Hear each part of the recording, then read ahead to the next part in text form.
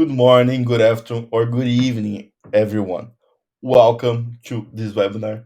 Today, we will be talking about how to connect any IoT device and network using TagoIO. For those who don't know me, my name is Marcelo. I am TagoIO content editor, and with me today, I have Vitor Lima, one of our lead developers, and Federico Minuzzi, or Freddy, one of our developers and the community manager. You might remember him from the community, right? So before we jump to our webinar, I would like to remind you all that our chat is open, so you can say hi there, and we have also just opened our Q&A, where you can ask all your questions, right? This webinar is being recorded, so if you missed any part of it or just want to rewatch it, it is available on YouTube. So now let's go to our agenda. First of all, we will talk about device data, we have an overview, and see in details the input flow.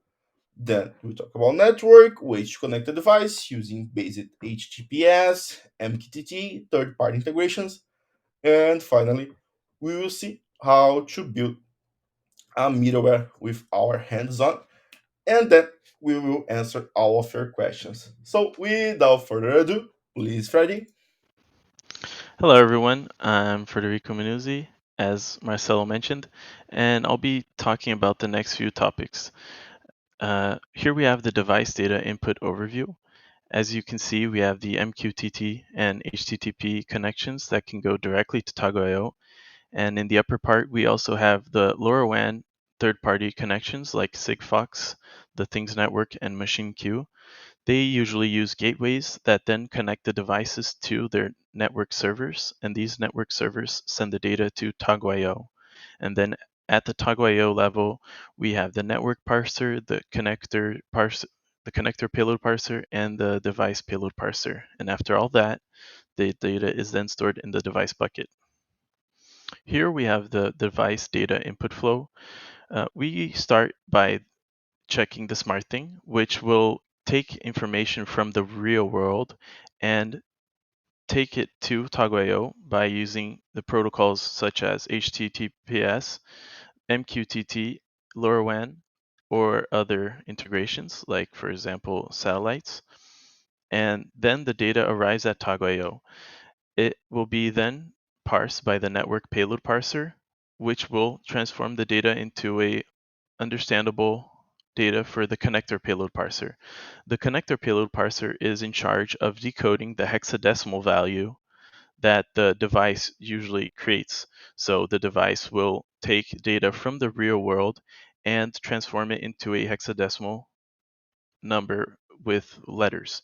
This will transform into variables like temperature, humidity, and geolocation at the connector payload parser level. After that, the there's also a optional device payload parser, which can be used to tweak the existing payload that has already been parsed by the connector, or to, for example, remove unwanted variables, for example. After that, the data is then stored in the device bucket. So, as I said, the network represents one of the payload parsers that your data goes through before being stored at TagoIO. It is in charge of normalizing the data from its source and ensures that the data can be understood by all the connectors related to that network. So if the data is sent by HTTPS or MQTT, it will arrive and be transformed into the same variable so that the connector parser can work on it. The network parser is also used for parsing data like gateways and RSSI that are extra information that is sent from the third-party integrations, like LoRaWAN, the Things Network, and LoRaWAN Helium, for example. As Marcelo said, there are a few ways to connect a device. We can use HTTPS, MQTT, and third-party integrations, to name a few. HTTPS is done by posting data to TagoIO using the TagoIO API. For example, here we have the route api.tago.io/data. It will be used to send data to a device. It uses the device token to send the data over to TagoIO. TagoIO will use the device token to know what device is being sent data to. So if we look at the right side, we have an example of an already formatted data request, a post request in HTTPS. So we have the route here, https://api.tagoio/data, and the header device token with the device token next to it, and the data itself, which in this case is already in the formatted TagoIO acceptable format, which is variable, then the variable itself, which in this case is temperature, the key value, the metadata value is also accepted, group, unit, time. The same for the humidity variable. In the left, we have the hexadecimal data example. In this example, the payload hasn't been decoded already at the connector level. Sometimes third-party connections can send data already decoded, like in the formatted data example. But in the left, we also need to use the connector payload parser in order to transform the payload hexadecimal into understandable variable format so that we can understand it and TagoIO as well. Otherwise, we can't store the data inside the device's bucket. Here we have the MQTT way to send data. MQTT works by organizing data using topics. A device needs to be subscribed in order to receive a published topic. So for that, we need an action to be able to save data to a device's bucket. Using the diagram below, we can understand better. Here we have a device that is using the topic temperature and is publishing the value 21, and it has the device token. It is going to send that over to the TagoIO MQTT broker, which is subscribed to that topic. It is going to see that the topic is the topic is temperature with the value of published of 21, and it is going to redirect it to the device that the device token is giving it. The device will have an action which is going to be organized to send the data over to the device's bucket. So for that, it will need to send it to the device's connector and optionally the device's payload parser as well. After that, it can then be stored in the bucket. Here are a few third-party integration examples. ChirpStack, the Things Network version 2, Senet, Sigfox, and EveryNet. Here's a general way that devices using third-party connections can connect to TagoIO. Usually they use a gateway in order to send data to a network server. The network server then sends the data to the TagoIO middleware. Usually the party will add lots of extra information relating to the gateway used, as I mentioned earlier.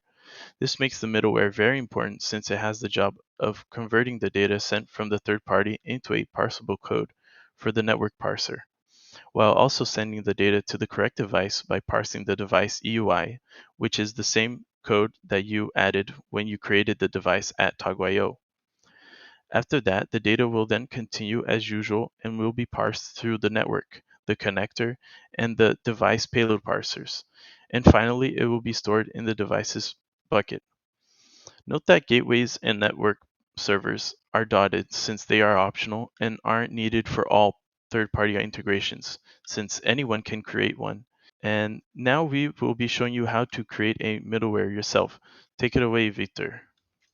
Hey everyone! So I will be presenting you how to create your own network from now. So let me share my screen here. Okay, so here I am at my account on TagoIO, and I want to go through these steps to create your own network and your own middleware. And the way you do that, you go to your account and go to the integrations. Here you will be able to see your own connectors and networks. So all this is private. And you usually want to go this road if TagoIO do not support the way you want to connect. So one of these situations are TCP/IP or UDP connections. It can happen that you want to connect these devices using this type of connection. And as you may know, TagoIO don't have any public network that you can quickly use for these situations. And this is one of the moments, yeah, you want to create your own network, and there are several benefits on doing that. So by going here and create and clicking the add the network, so let's say I want to create my TCP IP server, and I can press create my network, and you have a lot of fields here like description, middleware endpoints, images that you can put. This is only useful if you uh, want to have some to customize your network to display when you go to devices and create a device using this network, or if you want to have your server publicly available for others to use. So in this case, since this is a very private network, I will not be filling up any of this information at all. And one of the features we want to enable here is the serial number. So I'll press the serial number to require here. Serial number will allow us to identify our device in our middleware.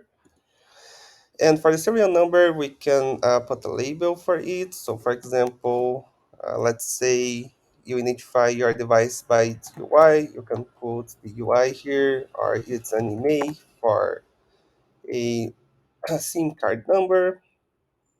You can set up a format. So in this case, it's empty. We will accept any letter or number in the serial number. But for example, if we want only to accept numbers, we can have a format here. So by putting 5 zeros, I force the serial number to always be a number with five numbers here. I'll left this empty because I don't think this matter for this presentation here. We also offer option for image. If you want, let's say you have others working your profile and you want them to quickly identify where in your device the serial number is. So this is optional for helping others to quickly find the serial number. You have the parse cases as well if you are using letters. So a lot of customization here, and is more for helping than actually doing any difference on the on how serial numbers works at all. So by enabling the serial number here, I'll press save. Then we can go to our connector. Just a minute. So one of the things we need for creating our devices is to actually create the connector. So the connector will just identify our device and normalize its data. So we can put anything here. So let's say I have a temperature sensor that will be using our TCP IP server. And as you can see, I can enable my connector for different networks if I want to, and I have a payload parser that will work with any of these networks. So let's press create.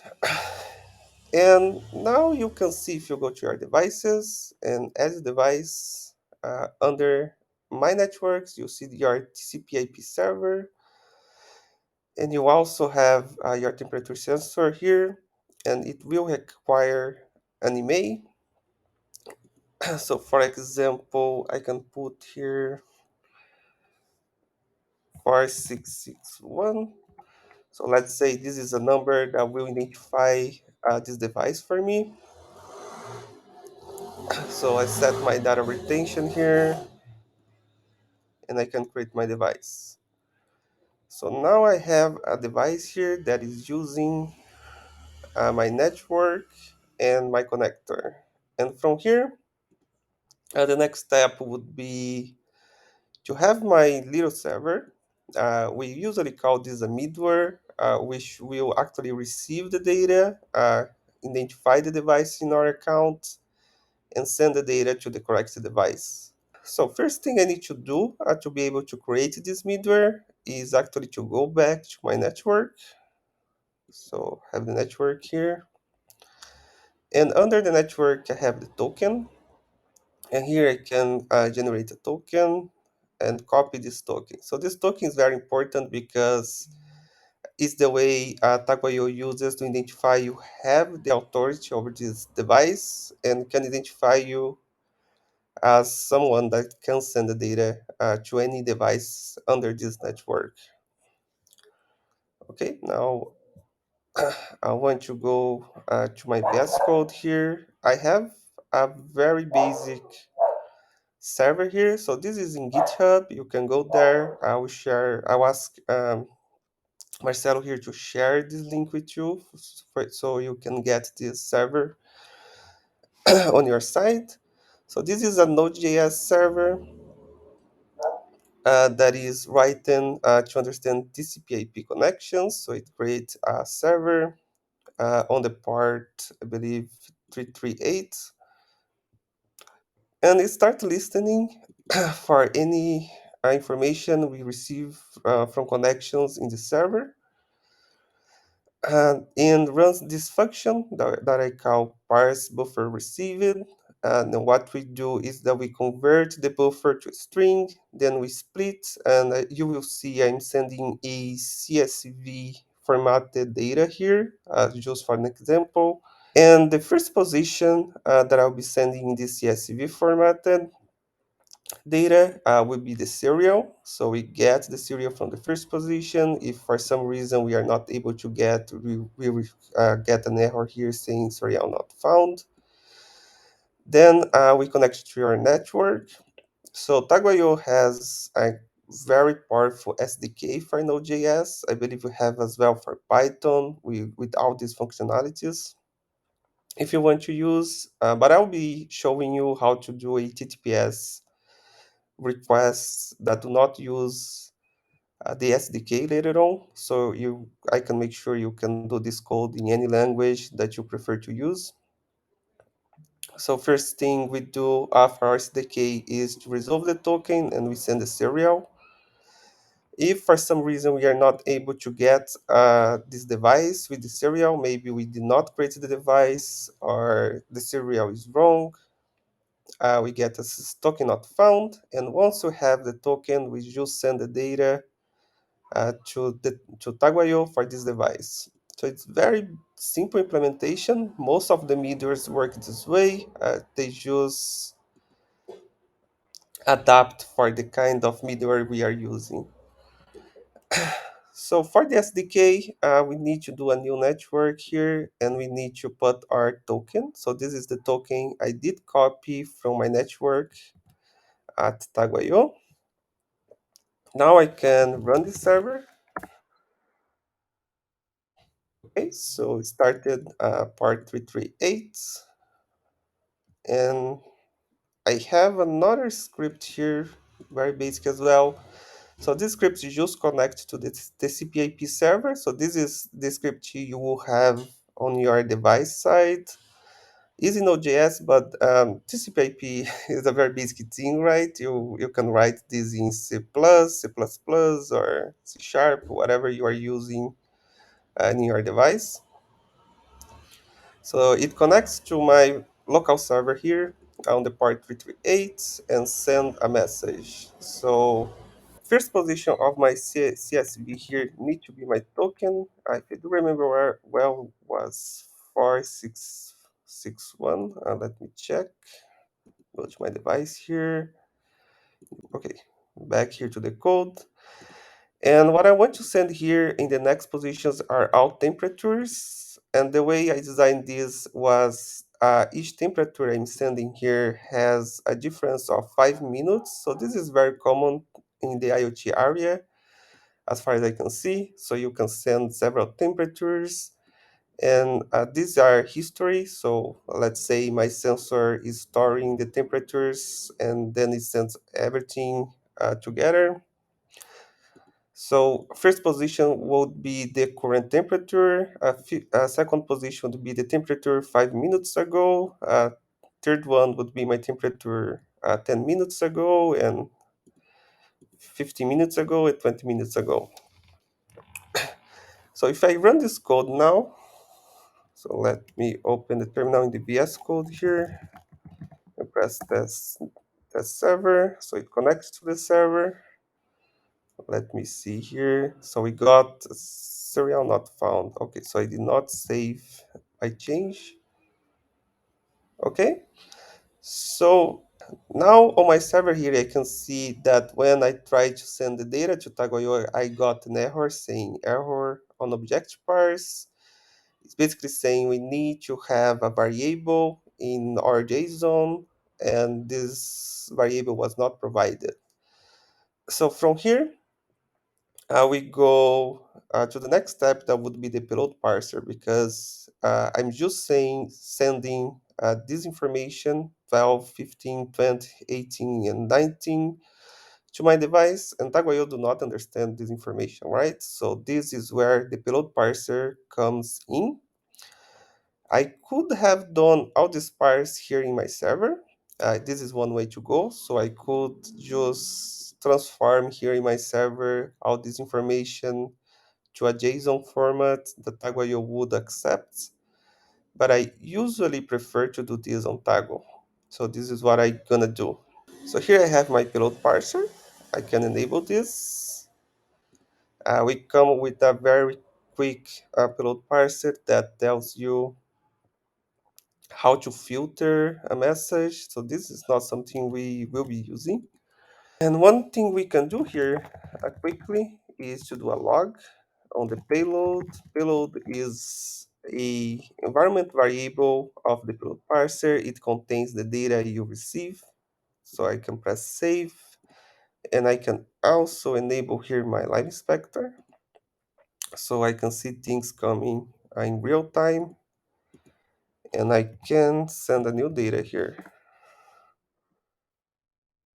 Hopefully I can see my data comes in. So my raw payload is uh, the CSV I sent containing the serial. Uh, I have my log, which is the console log I did, so I can see exactly that I have a string, etc. And also why the message was refused. So by going back to the payload parser, we can start to do our parsing steps. So I have the code done here, so I don't use much of your time writing this code. So this code will do all the steps of formatting the data. So we first verify if our data is not an array. This is very important because usually your device will not only be receiving data from your middleware, right? Sometimes you have a dashboard, and in your dashboard you will have input form that sends data to the device. So you don't want these parsing steps to try to parse data that is from Tago. So you need to handle this some way. One way is TagoIO will always send data to your device as an array.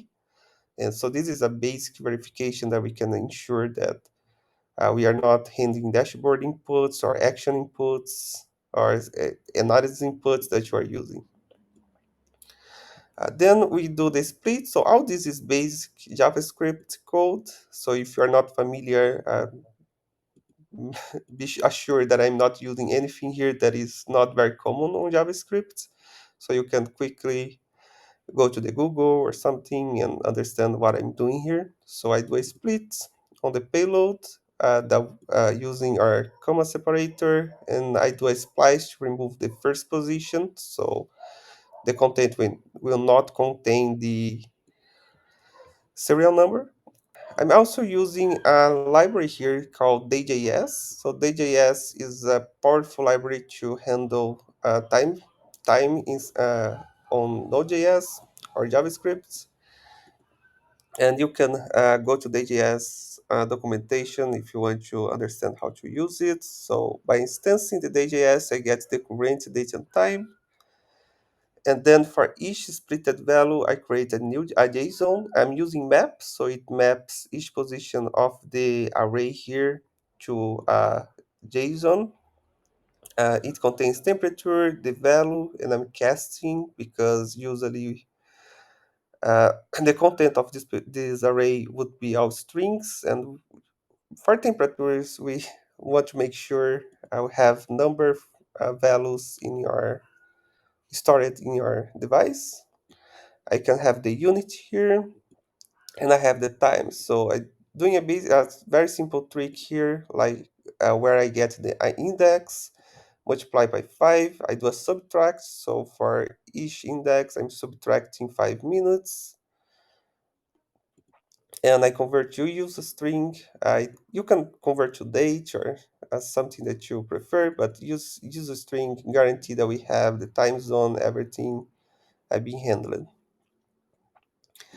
And for last, I replace the payload because the payload content is what will be stored in your device. So I replace the entire payload for this new data we just created from the payload parser.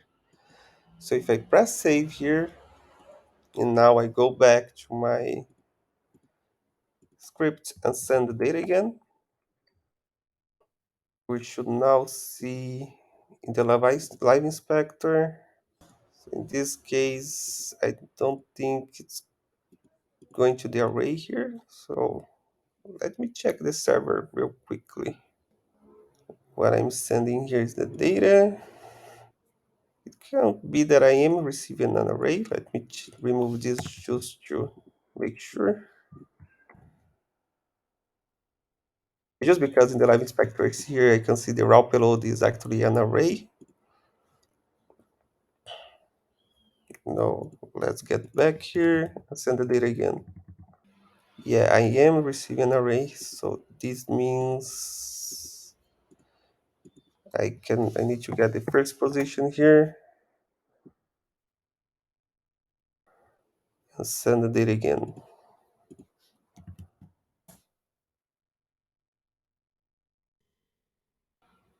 Yeah, so now I got my data. This is the result of my payload parser. So I have temperature, with 5 minutes difference between each temperature, and then this data is stored on Tago. So you can see we receive one kind of value. You also saw me having some problems. So this is how you debug. You check the raw payload, make sure you are receiving the data in the format you expect to see. So if you are receiving a different format, you can see all from the payload parser and identify what's causing the problem.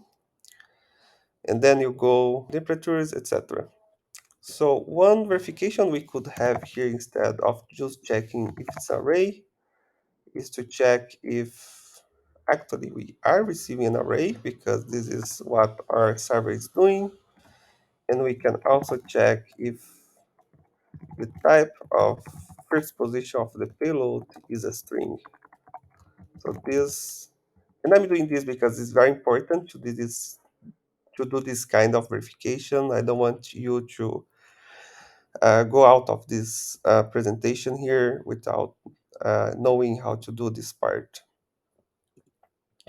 So just for testing, we can send the data again and see if it worked. Actually, let me inspector, and you can see now the data is parsing correctly. And another way to test is, so for example, here I'm sending a front-end emulator, so dashboards, everything sends data in these formats, and I can send the payload and make sure we are not having any problem when we send data in the different formats. So you can see this case, payload parse is not running when the data is in TagoIO proprietary format here. Okay, so this was about the server. So let's say you want to do this in a different language. So you are not forced to use the SDK. You can do using basic HTTPS communication, and you can do this. Let me copy my token here. Using any HTTPS library you have available. So I have here at the endpoint. So the SDK is just accessing this endpoint and removing all the trouble you have to do HTTPS communication on Node.js. So by going to api.tago.io integration network resolve, we can put here our serial. In the header, we need to have this authorization and our token, so you can perform these requests. And the result here will be my device token. So I can grab this device token and create a new HTTPS request here. And from here is very basic HTTPS post to slash data here. So this many of you should be already familiar how to use these endpoints. I also have here in the header the authorization. In this case would be my device token. And in my body here, I can send a basic raw format and send my data, right? Send. So let's say plain valid data format. I don't remember the content type now, but from here you could just send your data. So let's say it's a JSON. It'd be malformat position. Let's say it's send this way. Yeah, so three data added. And most of these you can check on the live inspector. So raw payload here, I was receiving without the array adjustment I have done in the payload parser, and you receive this information and start. So this is very basic network integration. You can have much more logic and maybe identifying user certificates on your device to identify with your server. And this server I done here, let me grab this again. So this is something you can run on the cloud. You can use AWS or Azure to upload this mini server to the cloud. So you start to receive and connect your device. This can run local, so you can have a local instance on your on where your devices are installed, and you just get through this mini server and send the data to your devices at your account. So this is a way you have to give support to any device, any kind of communication protocol that for some reason TagoIO do not uh, support yet. Okay, Marcelo, I think we are good here. Okay, thank you very much, Victor. Thank you, Freddy, for showing us how easy, right, and what are the options that you have to connect devices and networks to TagoIO. So, guys, for today, that was it. Thank you all for showing up. That's all. Have a nice week.